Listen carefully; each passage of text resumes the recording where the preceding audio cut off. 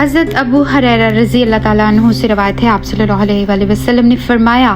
کہ آپ کی امت کے لیے رمضان کی آخری راتیں مغفرت کی بشارت ہیں۔ ظاہر ہے یہ بشارت ان لوگوں کے لیے ہے جنہوں نے رمضان کا خیر مقدم کیا، اس مہینے کی برکتوں کو سمیٹنے کے لیے متوجہ ہوئے، روزے رکھے، اس مہینے میں راتوں کو اٹھ کر اللہ کی عبادت کی۔ تو رمضان کے اختتام پر اللہ ان لوگوں کے رویے، ان کی عبادت، ان کی بندگی، ان کی دعائیں، حاجتیں اور ان کے استغفار کو سامنے رکھ کر ان کے لیے گناہوں سے مغفرت کی نوید سناتا ہے۔ اللہ نے اس رمضان میں ہمارے لیے جو رستہ کھولا ہے پچھلی گناہوں سے بھری زندگی سے نکلنے کا،